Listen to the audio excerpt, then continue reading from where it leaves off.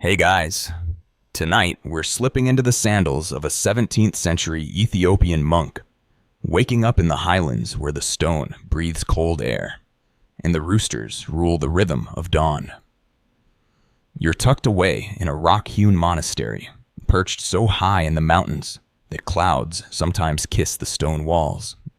The air is sharp, dry, and flavored faintly with wood smoke and wild herbs. Your blanket, a rough woolen weave, barely fends off the mountain chill. And when the rooster crows, yes, that actual rooster, who thinks 4:13 a.m. is perfectly reasonable, you already know you won't be returning to sleep. You open your eyes to near darkness, lit only by the indigo trace of moonlight slicing through the arched stone window. There's no fire lit yet. No talking, no yawning, just the communal scrape of feet sliding from mats to packed earth. You dress by habit, not by thought. Wool robe, rough and slightly itchy, still damp from last night's washing. The only luxury here, you don't have to pick out socks. Socks haven't entered the building. So before you get comfortable, take a moment to like the video and subscribe, but only if you genuinely enjoy what I do here. Also, let me know where you're listening from and what time it is in your part of the world. I love seeing the global bedtime club grow. Now, dim the lights, maybe turn on a fan for that soft background hum, and let's ease into tonight's journey together. You rise quietly. That's the rule: no speaking before sunrise unless it's a prayer or a dire emergency. And let's face it, how dire can anything be before coffee? You're not alone, of course. 15 or 20 other monks are beginning their mornings too, but the silence makes it feel like you're the only one awake in all of Ethiopia. The stone beneath your feet is cool always. It never warms, not even in the dry season. Some say that's on purpose, that the stone remembers the prayers better than skin does. Outside your cell, the monastery grounds stretch out like a maze of dust and shadows. Roosters, yes, they've already made their declaration. One stands proudly on the low wall near the communal garden like a feathered prophet announcing doom. And perhaps it is a kind of doom. After all, you're about to go nearly 12 hours without speaking a single word that isn't ancient scripture. You walk past Brother Kidan's cell. You know it's his because it smells faintly of eucalyptus. In disappointment, he was supposed to finish copying the Book of Enoch by last Tuesday. He didn't. The abbot is watching. Or more accurately, the abbot is always watching. Historians still argue whether Ethiopian monastic discipline in the 1600s was stricter than its European counterpart. But one thing is certain: there were fewer loopholes and definitely fewer pies. Outside, the pre-dawn sky is navy blue. No stars now, just the waiting kind of dark that feels like it's holding its breath. You trudge toward the chapel. It's not far, but the path curves and tilts just enough to be inconvenient.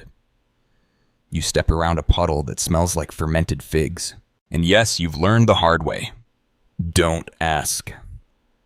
A gentle wind pushes against your face as you reach the chapel steps. The door is half open and the scent of old incense greets you like a punch made of memories. The kind of punch that lingers in your nose and whispers, "Don't sneeze during liturgy." Inside the chapel is lit by 2 oil lamps flickering on either side of the altar. Their flames reflect off the icons Saint Tekle Haimana with his 6 wings, a lion beneath his feet. The Virgin Mary, eyes heavy-lidded with infinite patience. You bow low, knees to stone, forehead to dust. And this is your moment, no nod of enlightenment. Not yet. This is your moment of being entirely, completely awake without caffeine. A rare and unmarketable superpower. The others gather in quiet sequence. There's no seating chart, but everyone knows where they're supposed to stand. You take your place near the left pillar close enough to the lamp to see your text far enough not to catch fire.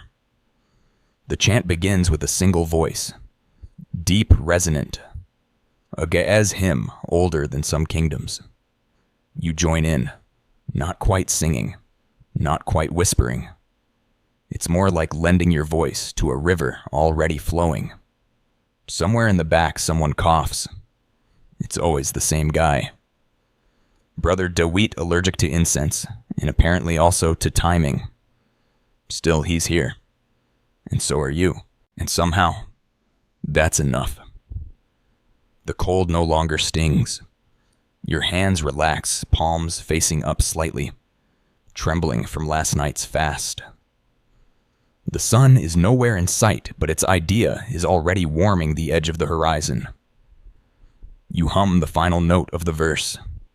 Your throat is raw, your spirit somehow full, and just before the service ends, a curious thought floats through your mind. How did we get here? Why does this matter? Historians debate whether these rituals were rooted more in early Coptic tradition or native Highland culture. But you don't really care. Not now. Because as the rooster crows a second time and the oil lamp flickers once more, you realize you're exactly where you're supposed to be. You step out of the chapel, just as the first streak of sunlight nudges the mountain ridgeline. It's not dramatic. There's no sudden burst of warmth, just a softening of the shadows and the faintest golden outline sketching the edge of the world.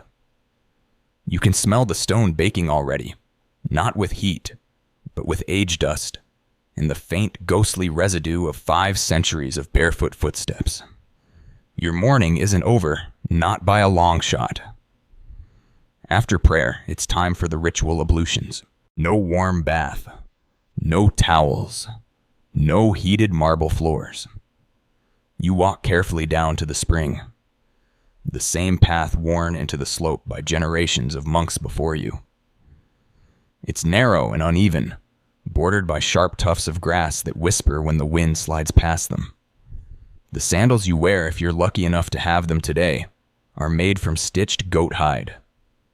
Soft enough to keep the stone from cutting you, but not soft enough to keep out the cold. The water from the spring is as clear as glass and as cold as a betrayal. You kneel, cup your hands, and splash it onto your face. It stings. Your breath catches. Every single morning it's like this, and still your body reacts as if it's been ambushed. There's a half-joke among the younger monks. If the Lord doesn't wake you, the spring will. That joke has never been funny, but it survives.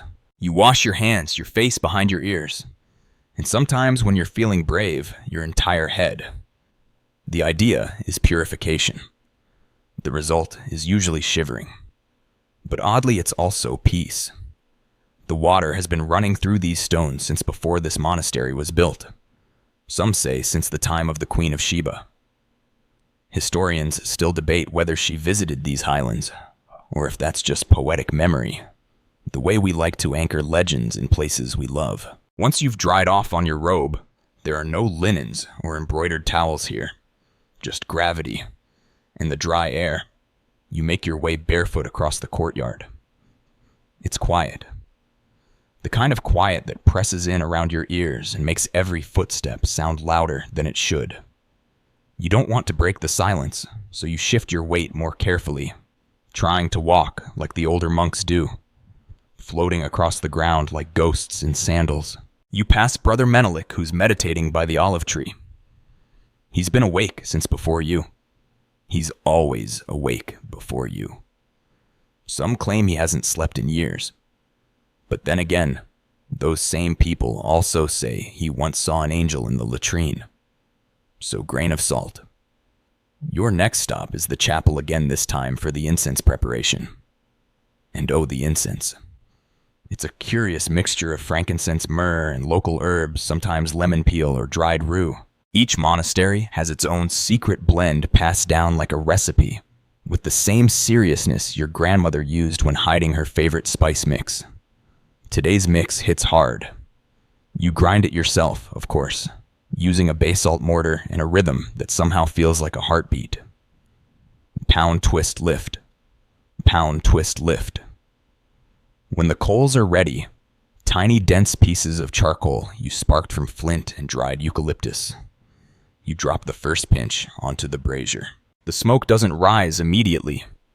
It hesitates, then unfurls with purpose, curling like a slow-motion dancer toward the rafters.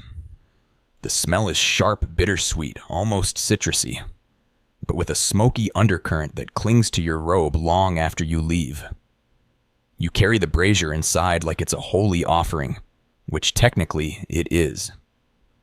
Your hands are steady, your steps careful. You've done this before. Still, every time a small part of you is convinced this is the moment you trip and set the chapel on fire. You don't, but the thought lingers. Inside, the incense drifts through the air and settles into the crevices of the old wood. It wakes everyone up, even those pretending to still be in contemplative trance. You can hear the faintest cough from Brother David again, valiantly enduring the same allergic fate as yesterday. Some scholars suggest that the specific blend of incense used in Ethiopian Orthodox churches may have had mild psychoactive properties, heightening focus, calming nerves, deepening prayer. Whether that's true or not is unclear.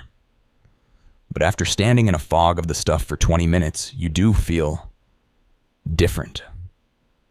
Not exactly holy, but definitely less interested in breakfast. Still, breakfast is next.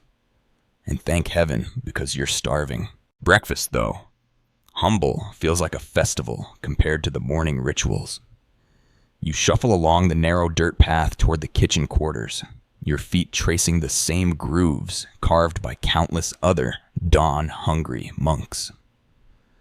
The sky is now brushing into gold, and the monastery has come alive in its own way, not with chatter or clamor, but with the soft shuffle of fabric, the low coo of doves and the distant clanking of metal pots as steam rises gently from clay chimneys. You're not alone on the path.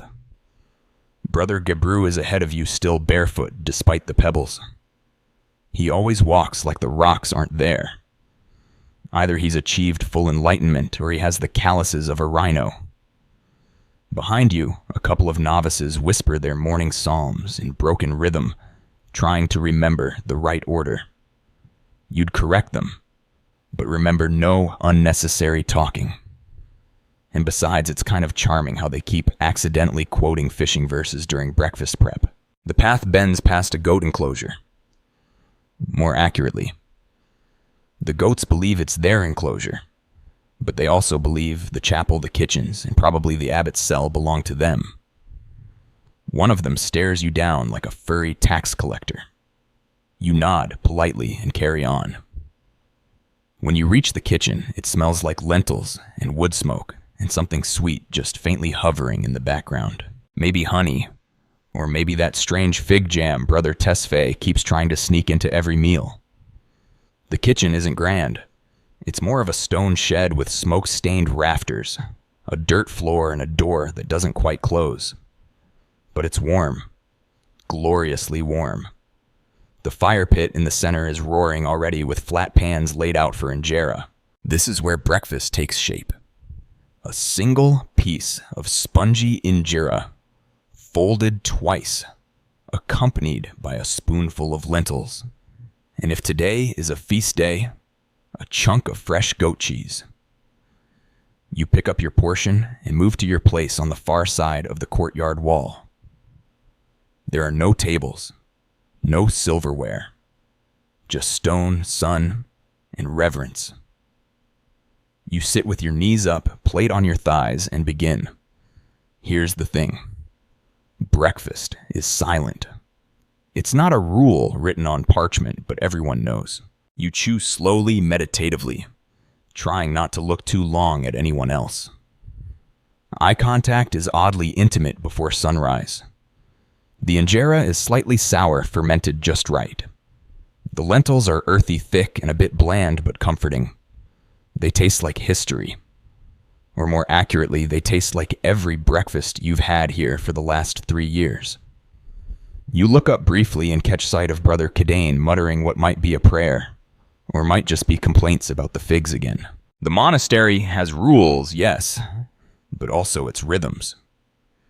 And in that rhythm, even minor rebellion, like adding too much salt or praying for coffee, is its own kind of harmony.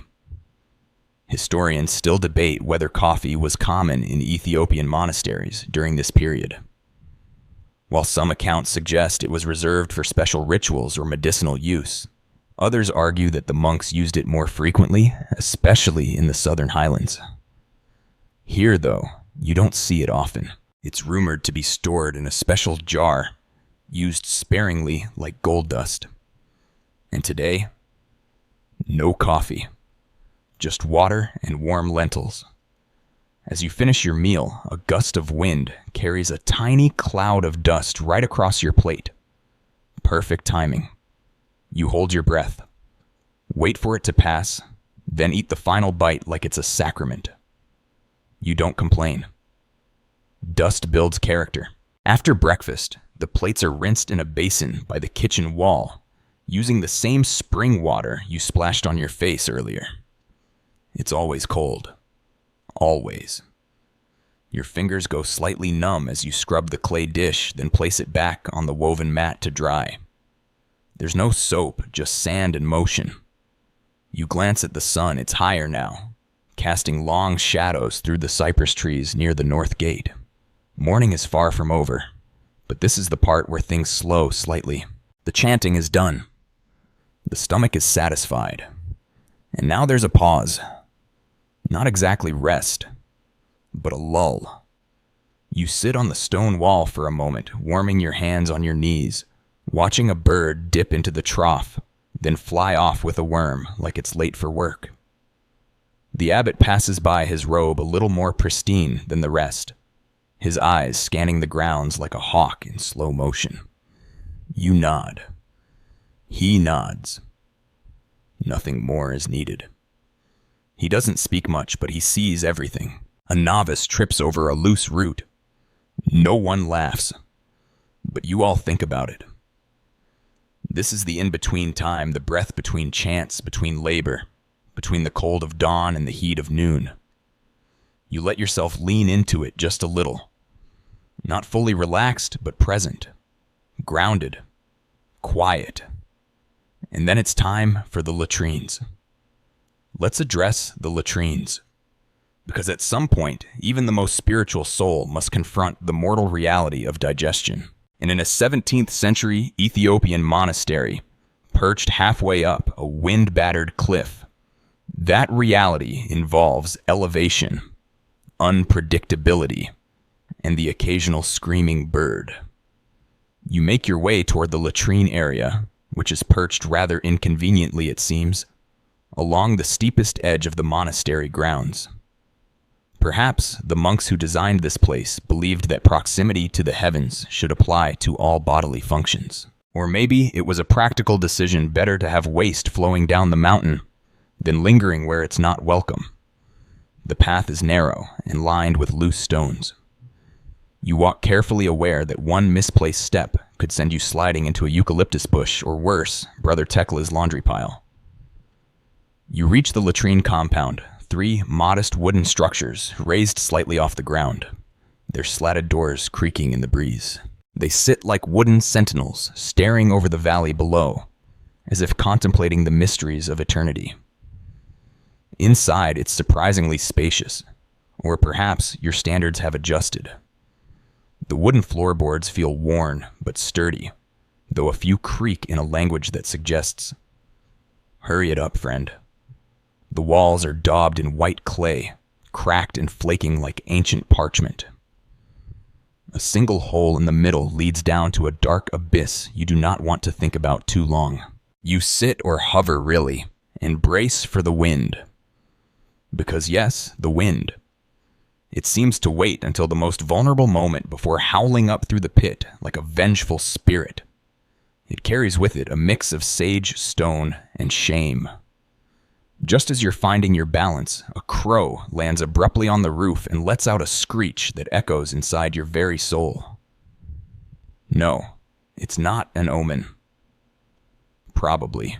Historians still argue whether these elevated latrines were a matter of hygiene symbolism, or simply the result of the terrain's unfriendly flatness. Whatever the reason, the result is the same.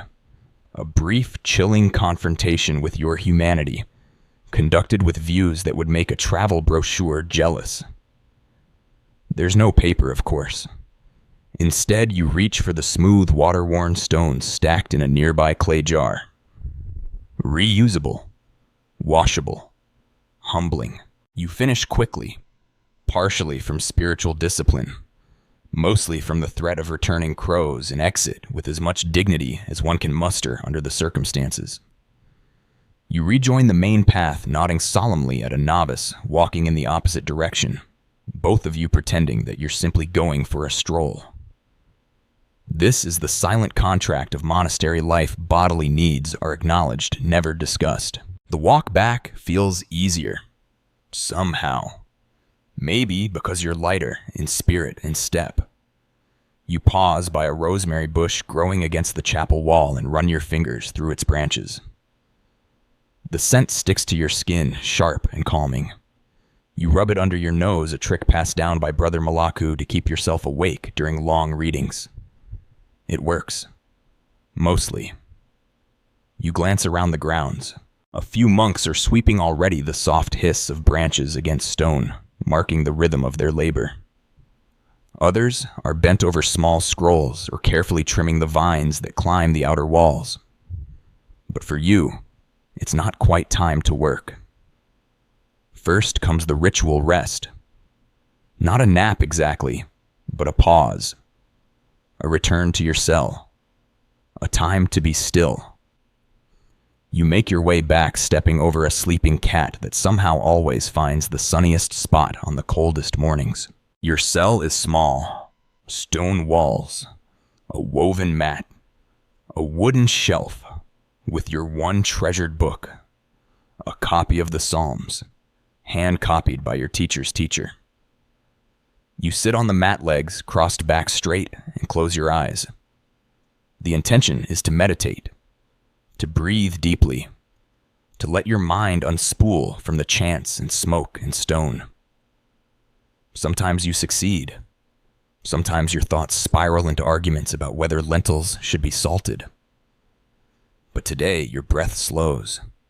Your shoulders drop. The silence deepens. And before you know it, you are floating just above the edge of sleep, not fully gone, but close enough to feel your body soften. Outside, a goat bleats once, as if reminding you not to get too comfortable. And you smile just barely, before letting the stillness take over. You wake, or rather return, from your almost nap, as the monastery's rhythm subtly shifts. It's not a bell that wakes you. It's something gentler. The sound of rustling robes in the hallway, the flutter of doves circling the bell tower, the low creak of a wooden door, being pushed open with reverence, not urgency. You rise slowly. Not because you're lazy, though, let's be honest. That nap was right on the edge of glorious. But because everything here is done with measured pace. Now begins the part of the day that tests your hands more than your soul. Scripture copying. You make your way to the scriptorium, a rectangular room with large stone windows that let in beams of filtered daylight and the occasional gust of distracting wind. It smells like ink-old parchment and a hint of goat. Not because goats are allowed in, but because one particular goat did break in 3 weeks ago, and the scent has refused to leave ever since. You sit at your assigned desk, really more of a wooden plank resting on 2 stone legs, and stretch your fingers. They crack softly. Ink stains from yesterday still decorate the edges of your nails like accidental tattoos. Across from you, Brother Haley is already hunched over his manuscript, muttering under his breath. Why did I agree to do numbers again? You feel for him. That book has more names than a royal banquet guest list. You dip your quill into the ink black, thick with a consistency somewhere between molasses and regret. It's made from soot and olive pit ash, ground by hand each morning by whichever novice lost the daily lot. Today's batch smells smoky, burnt in a way that suggests someone got impatient with the fire. You begin with a flourish, the opening letter of the Psalms, drawn as tall as your thumb, and curled with just enough elegance to make your page feel sacred. The script is Ge'ez, fluid, ancient, and precise. You've practiced it for years, but one slip and your work is ruined. No backspace, no eraser. Just a gentle curse under your breath and a prayer. The abbot isn't looking. You copy line after line, your eyes tracing the original, your hand echoing its movement. There's something hypnotic about it. Like your body is doing the writing while your mind floats off, remembering a parable, or wondering how figs manage to smell like both sugar and mildew at the same time. Historians still debate whether the average monk truly understood the full theological depth of what they were copying, or if it was more muscle memory than reflection. But as you transcribe the Psalms, you find lines that hit unexpectedly hard. The Lord is near to the brokenhearted. And suddenly your hand pauses not from doubt, but from recognition. You've felt that nearness. You've lived it. You sit there a moment, letting the words settle in like warm broth for your soul. Then a hiccup. Literally. Brother Johannes hiccups from 2 desks down loudly and unapologetically. Everyone ignores it. This is his 3rd day with hiccups, and it's already part of the soundtrack of the scriptorium. You return to your page only to realize you've written Babylon instead of Babylon. Great. Now you have to cut a small slip of parchment and patch it in like a medieval post-it note. Your quill is getting scratchy. Time to sharpen. You pull out the tiny knife tucked into your robe's side pocket and gently shave the tip until it's sharp enough to pierce papyrus, but not so sharp that it tears. You test it on a scrap, a quick curl of Ge'ez script flowing like water. Satisfied, you dip again. Outside, the midday sun is climbing. You hear the distant call of a shepherd echo across the cliffs.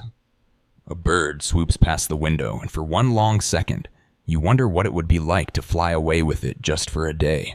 To soar over the highlands, to leave the chants and quills behind. But then you remember that bird probably has to eat bugs and sleep in trees. You at least have injera and a rope bed. A soft bell rings. Not loud, just a chime. Time to pause. You stretch your arms, crack your knuckles again, and glance at your progress. Half a page. Not bad. Not great. But the letters are clean, the lines straight. You won't be redoing it. Brother Haley groans behind you. I just realized I wrote covenant as ovenant for 6 pages. You smile. Quietly, of course. You set down the quill, your fingers stiff and smudged, and rise from your desk. It's a subtle relief to stand like waking from a half-dream in ink. The scriptorium sighs around you.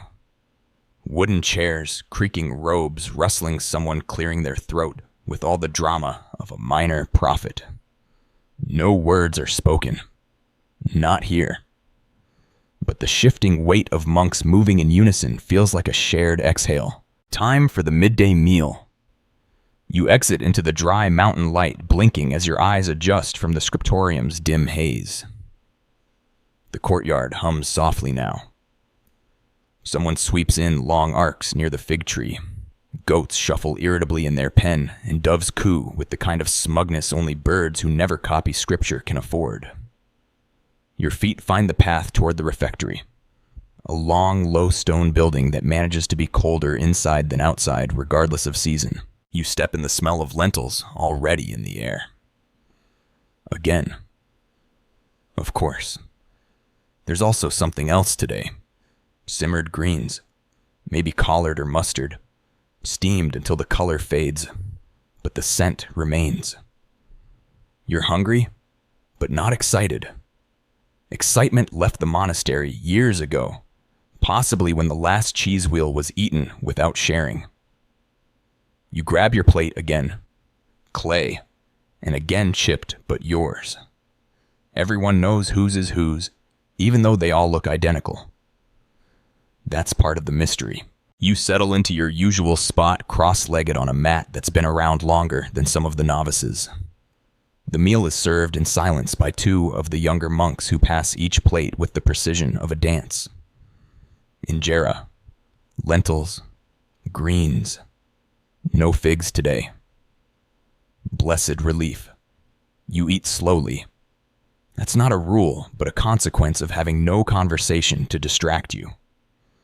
Every chew is mindful, every bite considered. The injera today is a bit more fermented than usual, sour enough to wake your palate. You wonder if Brother Azrat left the batter out too long again, but you say nothing, just a brief glance. He meets your eyes and shrugs barely. It's not a scandal, it's just injera. Halfway through the meal, something shifts. A goat bleats outside loudly, followed by a crash. The monks barely flinch. You, however, know exactly what that means. The goat. Yes, that goat again has probably climbed the woodpile behind the kitchen and knocked over the water pails. Again. It's not news. It's tradition. You finish your food and place your plate in the rinsing basin by the kitchen wall. The water is already murky, the clay bowls stacked like prehistoric relics, waiting for resurrection. You take your turn, rinsing hands cold dish slick motion automatic. Then a quick rub on the drying mat woven from palm and neglect. There's still time before afternoon chores. Just a sliver. Enough for a walk or a moment in the shade. You choose the latter, slipping into the thin strip of shadow cast by the west wall. You lean against the stone sun on one cheek, shade on the other, and close your eyes. This you think is the good kind of tired. The kind earned with ink and chant, not stress and noise. The monastery holds you like a slow breath. Nothing flashy, nothing loud. Just the quiet rhythm of purpose. Historians still argue whether monastic meals in Ethiopia had any symbolic structure beyond the fasts and feast days. Some claim even the combinations injera with lentils versus injera with chickpeas held layers of meaning.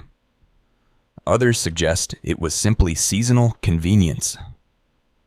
You lean toward the latter. After all, lentils don't argue. They just show up.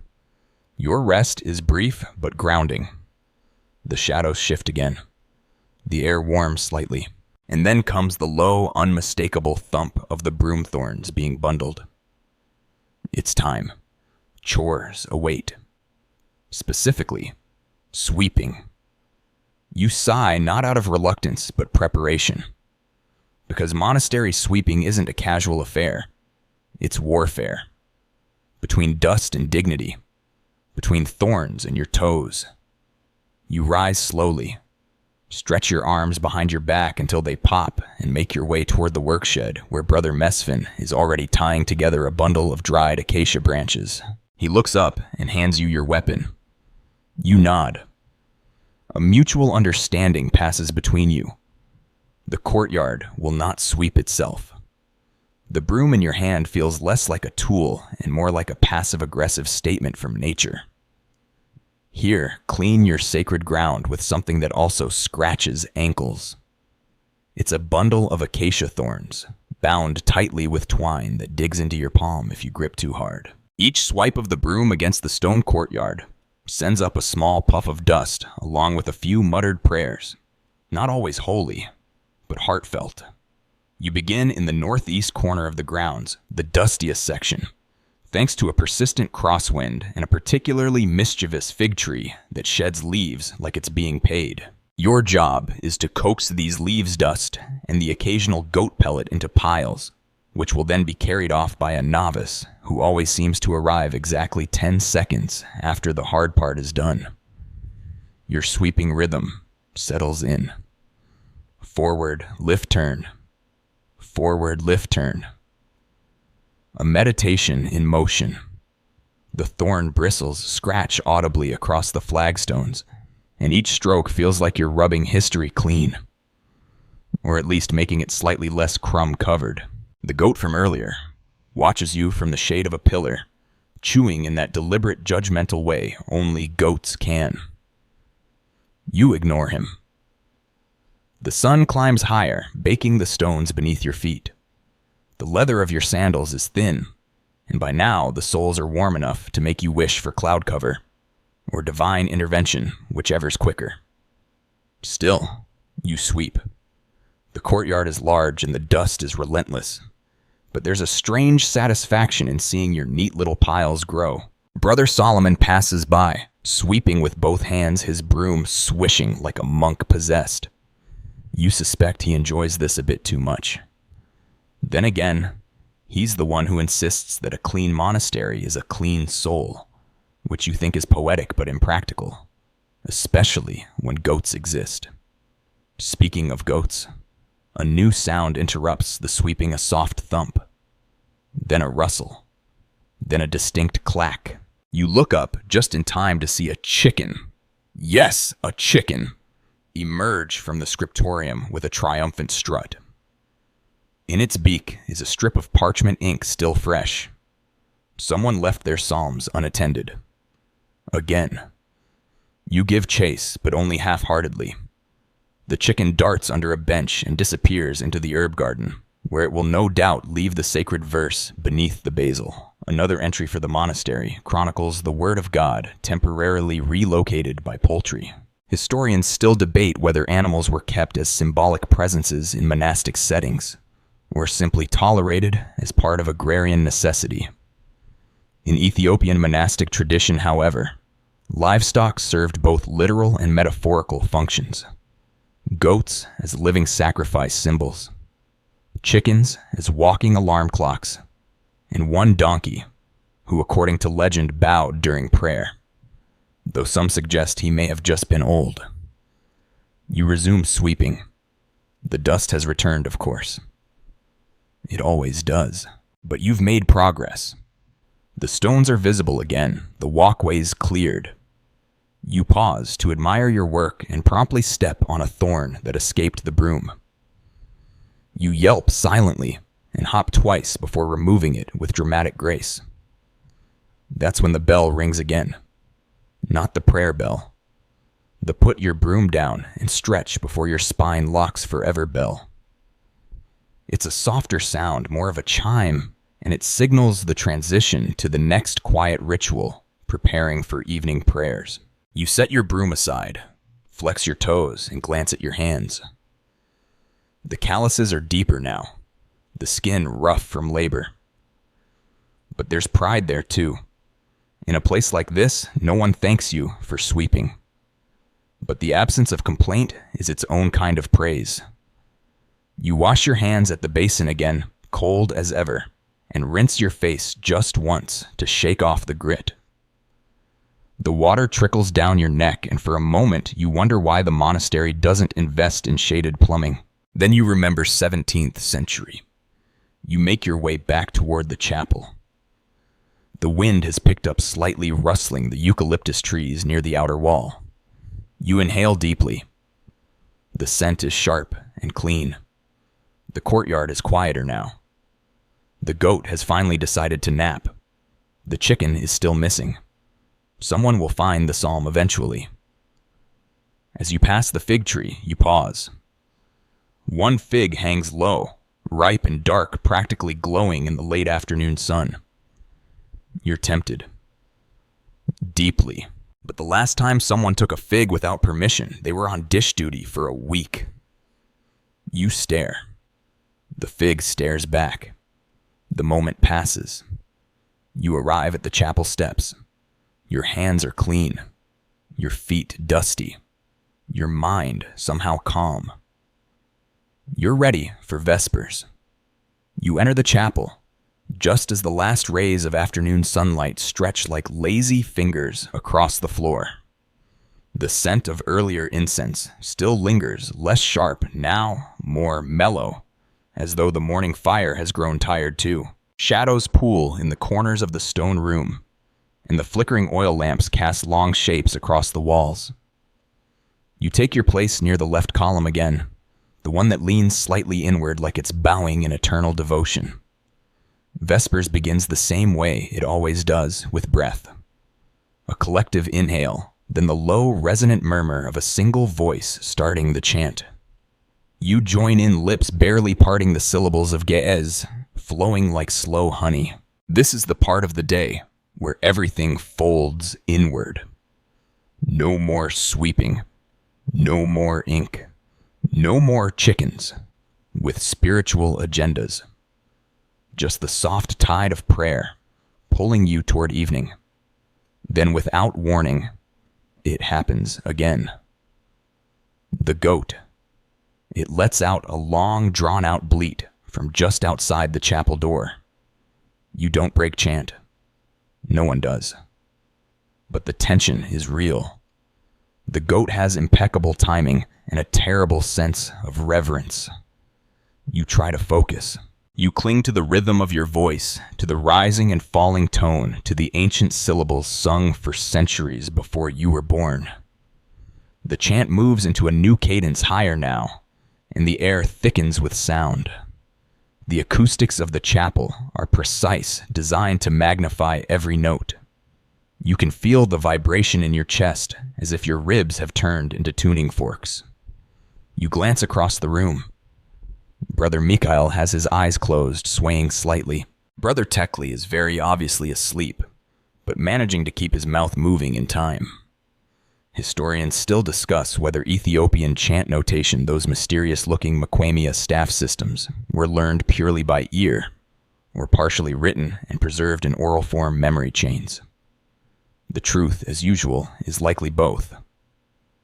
What matters is the sensation that you are part of a river of sound, stretching back through time, winding through the desert, through scripture, through memory, and then a new voice joins the chant.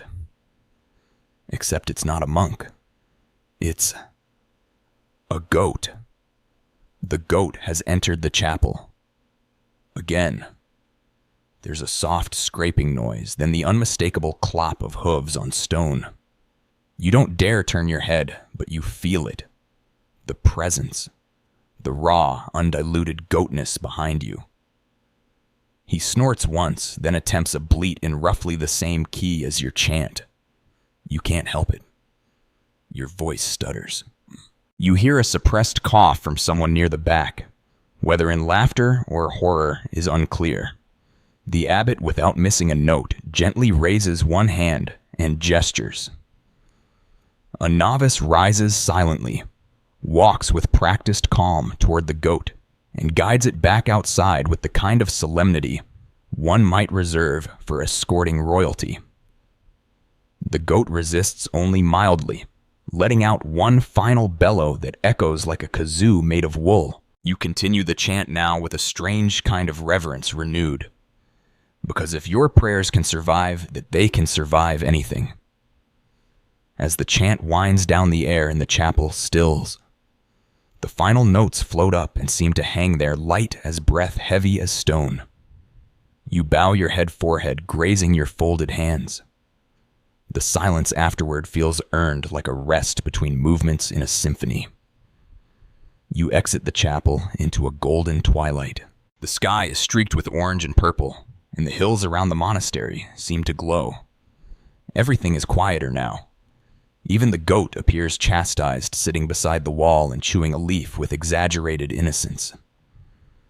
Your stomach rumbles faintly. Evening snack time approaches. This is not a formal meal. It's a moment. A sliver of indulgence permitted before full night falls. And for some of you, those lucky enough to have planned ahead, it involves secret stashes.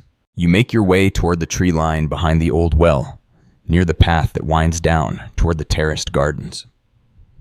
There, hidden in the hollow crook of a tree trunk wrapped in a linen scrap, is your treasure honey bread.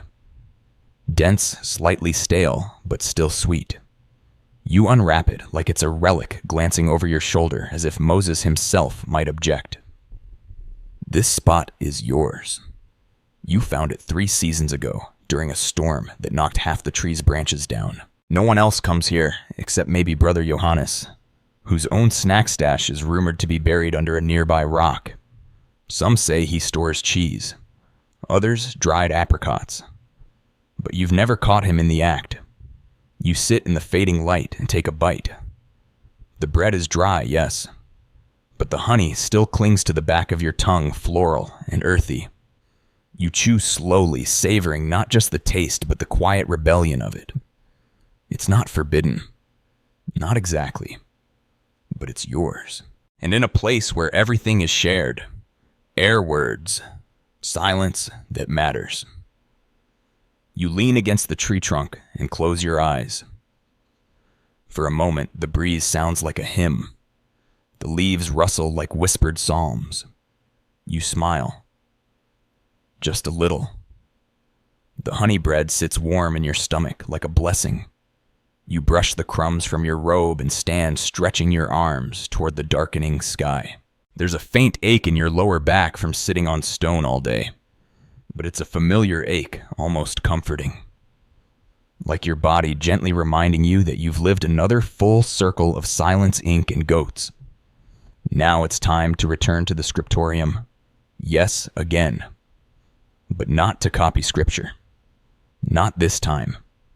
This is for repair work annotation, or if you're fortunate, illuminating a capital letter with just enough flair to make future readers whisper, "Now that's a flourish." The path back cuts through the northern slope where cypress trees stand like tired sentinels, and the last of the sun bleeds orange over their thin branches. A faint mist rolls in from the valley below, curling up the side of the hill, like it's trying to sneak a peek at evening prayers. You walk slowly, hands behind your back, thumb rubbing ink-stained fingers as if coaxing them back to life.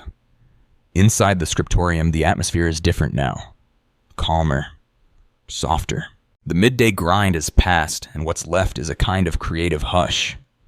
The oil lamps flicker low, casting golden light over the parchment pages, some half-written, some crowded with marginalia. Those little notes monks leave behind, debating the finer points of grammar, or perhaps complaining about the goat again. Your station awaits. You sit down and glance at your page from earlier. Not bad. The ink has dried clean.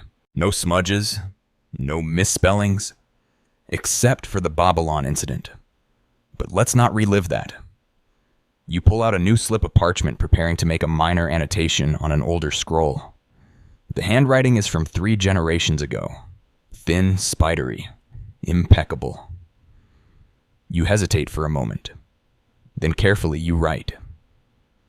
The ink is smoother this time. That's thanks to this afternoon's fresh batch ground with burnt olive pits and ash.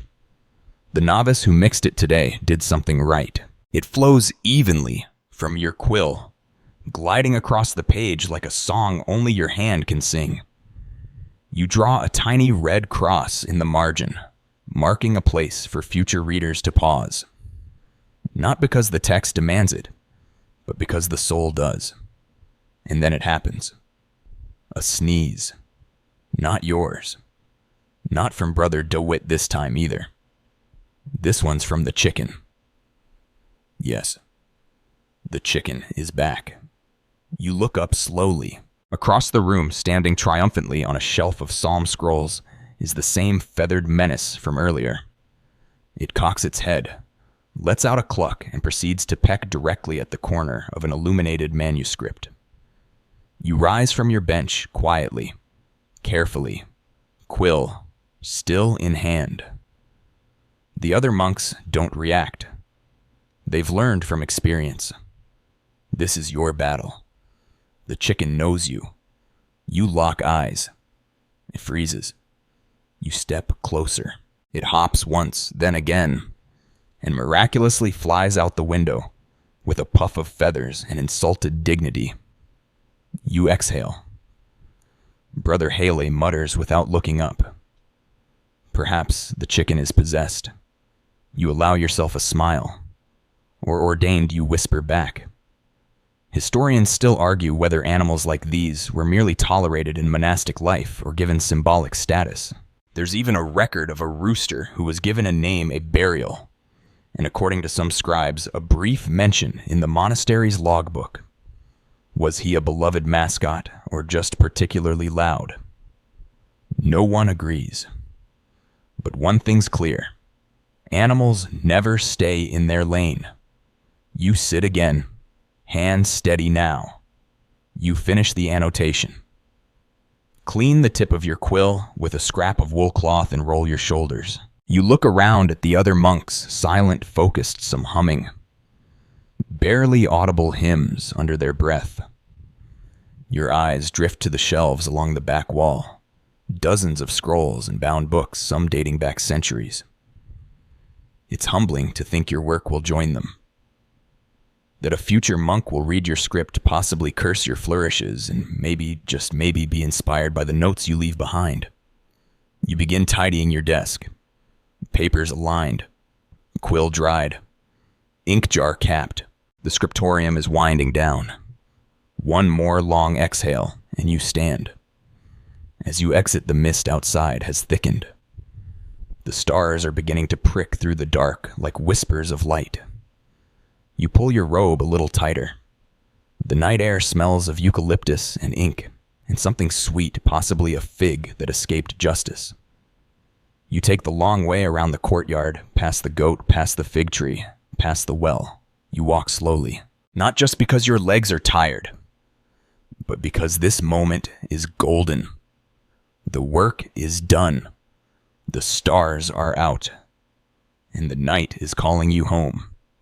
You return to your cell with the satisfaction of a day fully spent.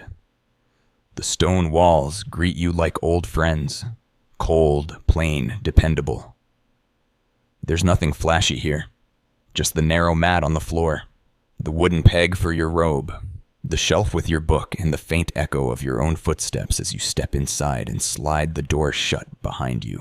This, you think, is what simplicity smells like: wool dust, ink, and the faintest trace of last week's beeswax.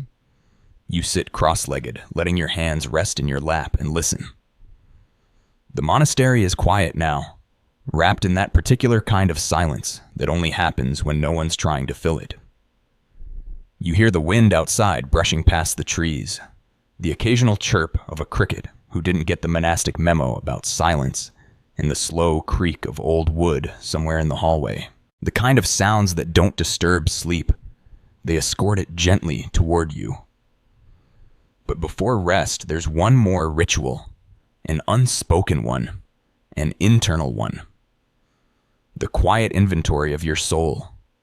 You sit still, straight backed, eyes half closed. You think over the day, not with judgment, but with curiosity. That moment in morning chant when you felt fully present. The goat interruption. The Babylon incident again. The tiny red cross you drew in the Psalter, just wide enough to be noticed by someone who might need it one day. These aren't big moments, but they're yours.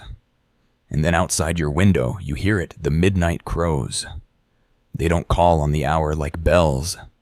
They don't caw in rhythm like trained pets. They just are. Somewhere in the eucalyptus trees, maybe in the rafters, maybe just above your cell. A handful of black-feathered night watchers begin their low, throaty chatter. It's a sound that's been part of monastery life longer than anyone can remember. Some monks say it's a blessing. Others say it's just biology. But you've noticed they always start just before the final prayers. You rise slowly, feeling the stiffness in your knees from all the sweeping and the quiet sitting. You wrap your robe tighter, pull up the hood, and step out into the hallway. It's darker now. Most lamps have been extinguished, leaving only a few glowing coals and the moonlight bleeding in through the high windows. You're not alone. Other monks emerge from their cells, quiet as shadows. No one speaks. There's no need. The night is already speaking loud enough in rustles and hushes, and the gentle patter of feet on stone. You gather again in the chapel, but this time it feels more intimate. The world outside has curled into itself, and only the monastery breathes now. You step inside and find your spot. The lamps flicker, gently casting halos around the icons. The air smells faintly of lavender. Someone somewhere must have slipped a sprig into the brazier. A small rebellion. A welcome one. The chanting begins, but softer this time. Slower. A lullaby for the soul. Your voice joins the others in a thread of sound that wraps around the room. Not to dazzle, not to impress, just to be. This is a song not for performance, but for presence. Not for listeners, but for the Lord. Historians still debate whether midnight prayers in Ethiopian monasteries were always observed in full chant, or sometimes whispered in private. But the stories, the ones passed monk to monk, over roasted barley and stolen figs, speak of nights when the chant was so soft, it felt like breathing, when the walls themselves seemed to hum. And tonight is one of those nights. You lose track of time in the best way. Your mind drifts not in distraction, but in devotion. The melodies are familiar now. You no longer think about what comes next. Your body remembers. Your breath carries you forward. When the final amen comes, it's barely above a whisper. A collective exhale. The end of a song no one wanted to end, but everyone needed to finish. You walk back to your cell under a sky alive with stars. The crows are quiet now, their task complete. The goat is asleep, miracle of miracles. The fig tree rustles once, as if saying goodnight. You step back into your stone cell. This time you light no lamp. You don't need it. The moonlight is enough. You settle onto your mat. Stretch once. Then lie down. The silence wraps around you again. And for the first time today, you let yourself fully rest. Your body melts into the mat like clay softening in the sun. The rough wool beneath you feels like home, now itchy in the way that reminds you you're still alive. The rope bed across the cell waits, but sometimes the floor is more honest. You lie flat on your back, arms relaxed, letting the coolness of the stone seep into your bones, and you watch the shadow of a fig leaf dance across the ceiling, cast by moonlight filtering through the window. Sleep doesn't come all at once. It never does in a monastery. First comes the settling of limbs of thoughts of breath, then the slow retreat of wakefulness like the tide drawing away from shore. But tonight you're interrupted. A soft knock. Not loud, not urgent, just a knuckle against wood. You rise slowly and open the door. It's Brother Samuel, the youngest novice, barely tall enough to reach the top shelf, but already more disciplined than half the senior monks. He bows almost apologetically, then hands you a scroll. It's cracked at the edge, clearly an older document. The abbot wants a fresh copy by week's end. You nod and Samuel bows again before vanishing into the hallway like a puff of incense. You close the door and sit back down. The scroll sits beside your lamp now, its parchment curling gently as if stretching after centuries of silence. You unwrap it, careful not to let the binding tear. The script is faded but legible, the ink the color of dusk.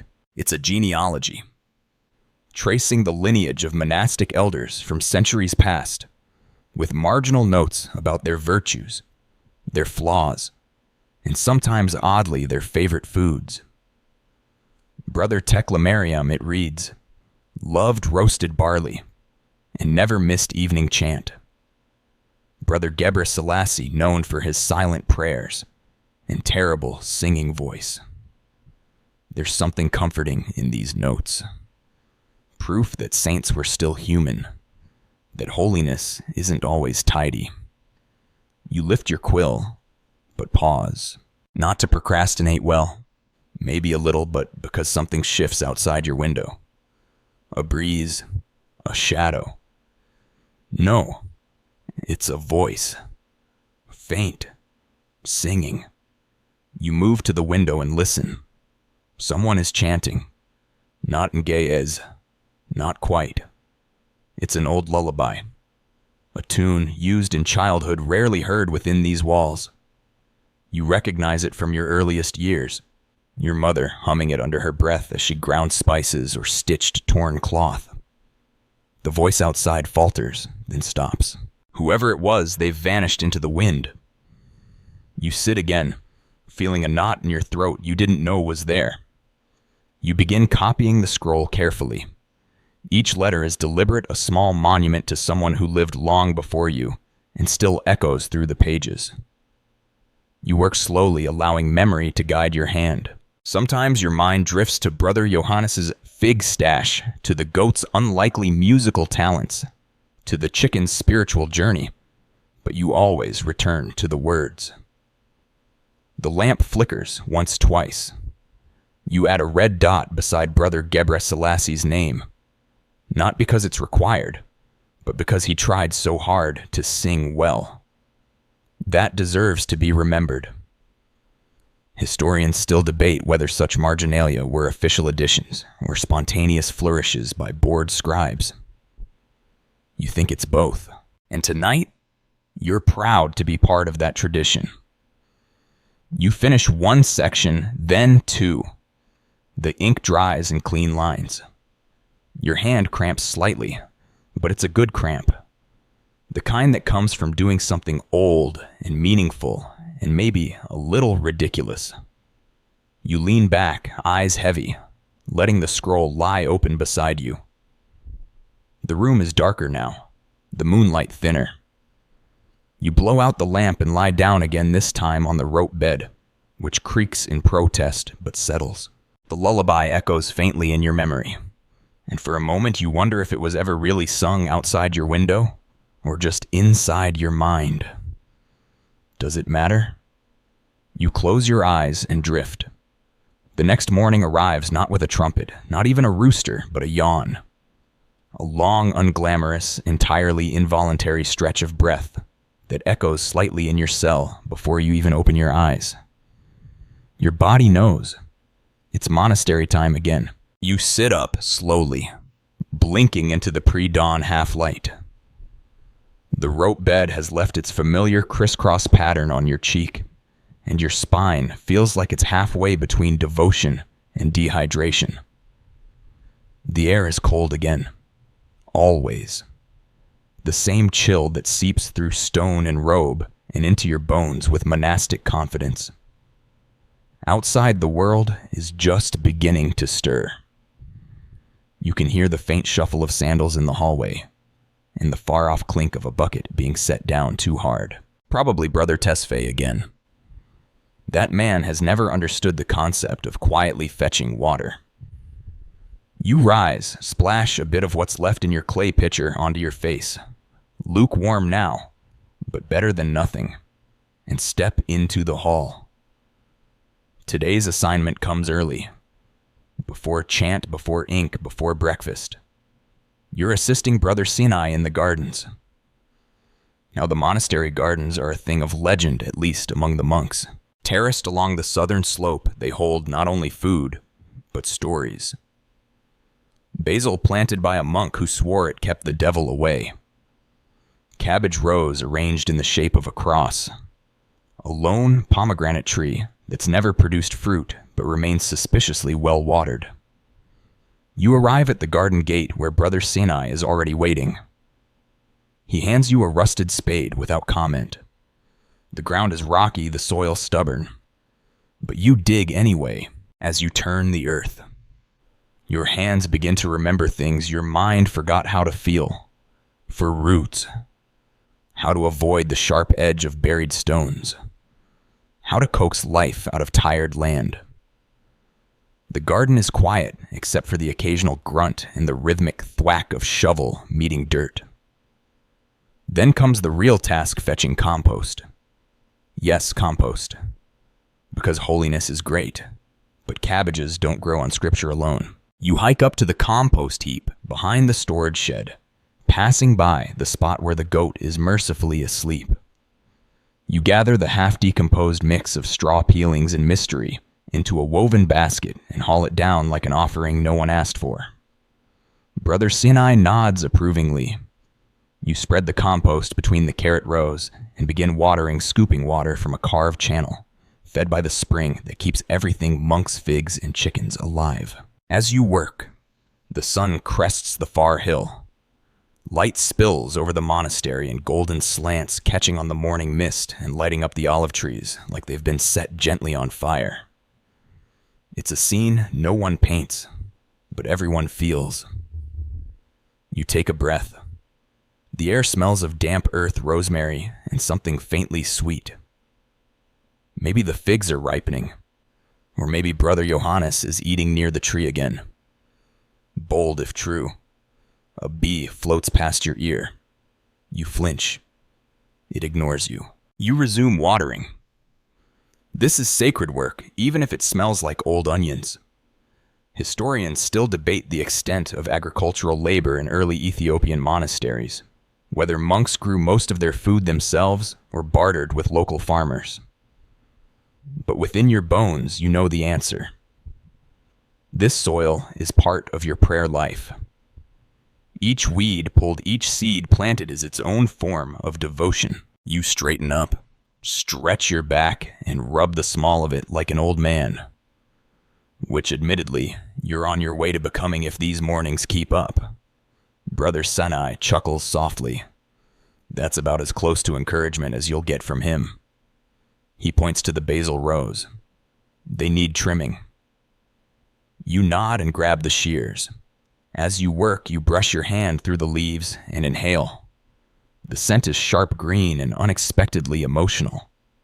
It smells like evenings, like prayers, like memory. You catch your breath for a moment and realize this too is part of your rhythm. Dirt and chant ink and fig shadow and leaf, each one teaching you something about being present, about being alive. You glance up at the chapel tower where the bell is just beginning to swing. The clapper knocks once, then twice, calling everyone back for the mid-morning service. You wipe your hands on your robe and start the slow walk uphill. The fig tree rustles again as you pass it. You don't look back. You don't have to. You're already full.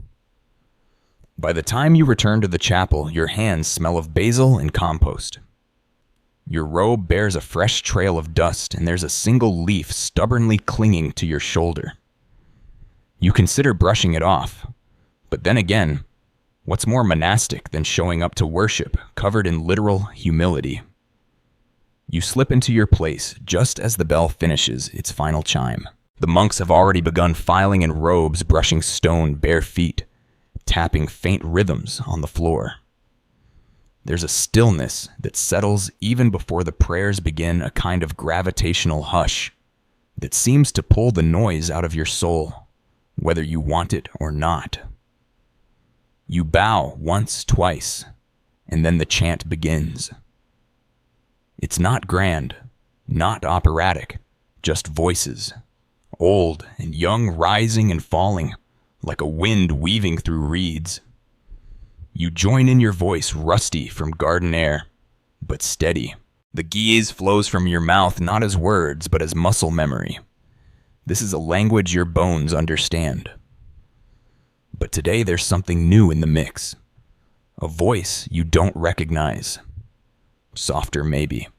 A novice, maybe someone visiting from the lower valley. It cracks once, then catches the note. Not perfectly, but earnestly. You smile, still chanting. Every voice has a place here, even the imperfect ones. Especially the imperfect ones. The light in the chapel shifts. Clouds pass over the sun, and a sudden dimness cools the air. It makes the lamps flicker harder, casting dancing shadows over the carved faces of saints who have seen far more dramatic weather and far stranger prayers. Then the door creaks. You don't turn around. No one does. But you feel it, the quiet ripple of attention. And then a whisper of movement. It's not a monk. You know that without looking. The step is too light. Too uncertain. A child. You dare a glance. A small figure, barefoot, maybe 7 or 8 years old, stands in the doorway, clutching a bundle of herbs, likely sent from the village below with a delivery. Her eyes are wide as she takes in the chapel, the monks, the sound. She's not afraid, just completely still. One of the elders steps quietly to her side, places a hand on her shoulder, and guides her to the front, not to join the chant, but to leave her offering sprigs of mint rosemary and a rare lemon leaf. She places them gently near the altar and retreats just as silently, the door closing with a soft click. Historians still argue whether these kinds of lay visits were frequent or rare in Highland monasteries. Some claim the walls were sacred boundaries, strictly regulated. Others point to stories of children wandering into chants, traders leaving offerings, and the occasional shepherd sleeping in the corner during liturgy. You know which version you believe because you've just lived it. The chant carries on. The herbs near the altar begin to release their scent, bright green crisp. Your voice blends into the chorus as the space feels for a moment less like a place of rules and more like a breathing, living body. As the final hymn trails off, you bow again and rise. The monks file out slowly. No rush. The prayer did what it needed to do. Outside, the sun has returned, shining through parting clouds with that late afternoon slant that makes everything look a little more sacred. You walk past the herb bundle and inhale once more. The lemon leaf is rare up here, a gift from a valley tree. You wonder whose garden it came from. You wonder who picked it and whether they knew their leaves would end up touching the altar. Back in the courtyard, a soft wind rustles through the olive branches. Brother Johannes sits under the fig tree, carving something into a piece of wood. You don't ask what. He never says. It's probably another spoon, or a flute, or maybe just a stick that feels holy. You walk past him and head toward the south wall where the laundry lines are swaying like prayer flags. Your robe could use a wash. Your soul, however, feels unusually light. On impulse, you take a detour toward the northern terrace. It's quiet here, the path rarely used, but from this angle you can see the valley stretched below, green, winding, dusted in sunlight. Smoke rises from distant homes. A boy chases goats near the stream. The world is still out there, busy, loud, alive. And you are here. A speck of silence in a noisy world. And that's enough. The Northern Terrace is a place no one claims, yet everyone visits when they need to remember. Not remember anything specific. Just remember in the way the soul sometimes does, when it sees something vast and quiet. You sit down on the low stone wall, legs dangling over the edge, the valley stretching endlessly below you, like a forgotten scroll rolled open for your eyes alone. You let your breath slow, in through the nose, out through the stillness. The eucalyptus trees whisper behind you. A lizard skitters across a sun-warmed rock. Far below, the glint of the stream snakes between boulders like a ribbon of moving sky. It's so quiet up here that you can hear the wind thinking. Or maybe that's just your mind finally unclenching after days of scheduled prayer. Quiet meals, ink stains, and goat drama. You pull a fig from the inner pocket of your robe. Not stolen, merely strategically relocated. It's slightly bruised, deeply sweet. You take a bite and it tastes like summer, tucked inside silence. Sticky, gritty, perfect. A shadow crosses your lap. You look up. A hawk floats overhead, wings outstretched riding the warm current rising from the valley. It circles once, then disappears behind the cliff. No sound, just grace. You envy that. A little. Not the solitude, but the height. There's something about being above it all that makes your feet feel less heavy, even if your body stays rooted. Eventually, you stand. The stone wall groans slightly beneath you, or maybe you're imagining it. Either way, the moment has passed, and the monastery is calling you back. Not with bells, not with commands, just with rhythm. You descend the terrace steps slowly. No rush. The light is soft now, buttery gold, stretching over the paths and walls like a thin blanket. You pass Brother Mikhail near the garden, bent over a bed of mint. He's humming not a hymn, but a folk tune. Something about a heron and a reed. You don't know the words, but the melody is ancient, rooted deep in soil and memory. You nod. He nods. No more needed. Back inside, you make your way toward the inner courtyard where the final chores are wrapping up. Two novices are sweeping with more enthusiasm than accuracy, chasing dust in slow spirals, while trading silent glances that suggest one of them has done something mildly heretical involving the candle oil. You choose not to investigate. Instead, you head toward the west corridor, where a single narrow window offers a view of the setting sun, slicing across the far hills. You've stood here before. Many times.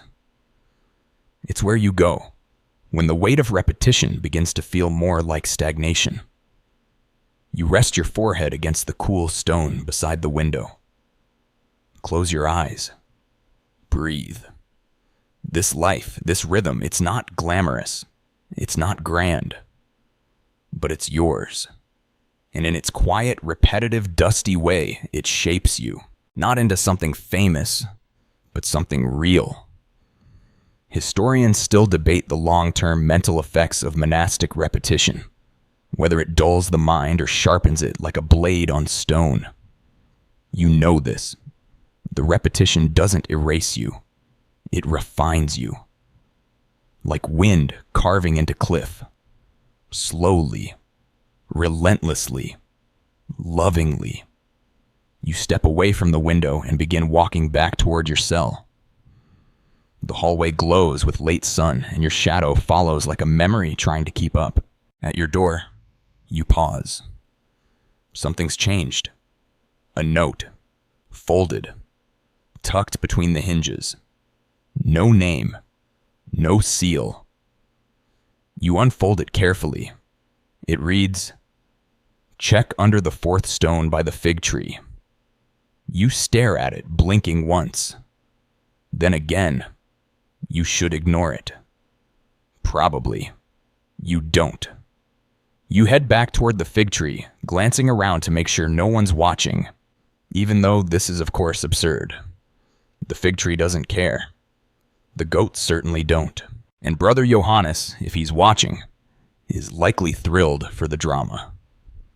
You kneel beside the gnarled roots, find the 4th stone from the base, and pry it loose. There beneath the dust and age is a small cloth bundle. You unwrap it. Inside, a single dried apricot. Chewy. Sweet. Smuggled in from somewhere that smells of trade routes and rebellion. You smile. You eat it slowly, thoughtfully, and for a moment you remember something strange and wonderful. You are loved even in silence.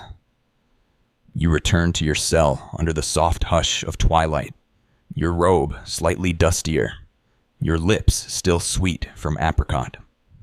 The monastery has grown even quieter, if that's possible. The kind of quiet that isn't just silence, it's agreement. The walls, the trees, the sky all quietly nodding that the day is done. The work is done. The living has been enough. Inside your cell, you move more slowly than usual. Not out of fatigue, but reverence. The light outside has turned to silver. You light a single lamp more out of ritual than necessity. Its tiny flame flickers against the stone, casting a faint halo on the wall beside your shelf. You sit again, cross-legged as always, and pick up the scroll from last night. The genealogy. You run your fingers over the edge of the parchment. The names are still there, still inked, still quiet. You haven't forgotten them. You won't. You return the scroll to its wrapping gently, like tucking in a child. Then you extinguish the lamp. Darkness doesn't fall. It enters like a friend who knows the way in.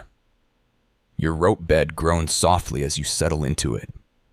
You lie on your side knees, slightly bent, one arm tucked beneath your cheek, the other resting on your ribs. A position you've taken 1,000 nights before. And yet somehow, tonight it feels slightly different, like you've earned it more. The eucalyptus trees outside murmur in the wind. The goat shifts in its sleep and snorts, once softly like punctuation. Somewhere far off, a bell rings from a neighboring village. The sound takes its time reaching you, curving through the valley like smoke. The stars begin to settle into their places, unhurried, confident, familiar. You think about the child in the chapel, the hawk on the terrace, the chicken in the scriptorium. You think about the apricot, and the scroll, and the prayer that felt like breathing. You smile, and this time you don't fight sleep. Wind down. 300 words. Now let it all fall away. Let the stone walls fade into mist. The chapel doors swing gently shut. The fig tree hush its rustling. Let the goat curl into stillness, and the stars soften in the sky like tiny lanterns. You've done enough today. More than enough. You don't need to fix anything, answer anything, or remember what comes next. Just lie still and let your breath do the remembering for you. In and out. In and out, like the rhythm of chant or the whisper of broom bristles on the courtyard floor. No pressure, no rush. The sounds of the monastery, faint echoes of footsteps, gentle winds, distant doves. They all become part of the quiet that now cradles you. It's not empty. It's full. Full of the quiet joy of repetition, the slow beauty of the ordinary, the peace that comes from knowing nothing has to be spectacular to be sacred. Feel the mat beneath you, the way it grounds you. Feel the air as it cools, the breath as it deepens. Let your shoulders drop. Let your jaw unclench. Let your thoughts float like clouds drifting past a monastery roof. You are not behind. You are not late. You are exactly where you need to be. And now as the wind dies down and the oil lamps fade, let sleep come. Not like a door slamming shut, but like a page turning softly in the book of your life.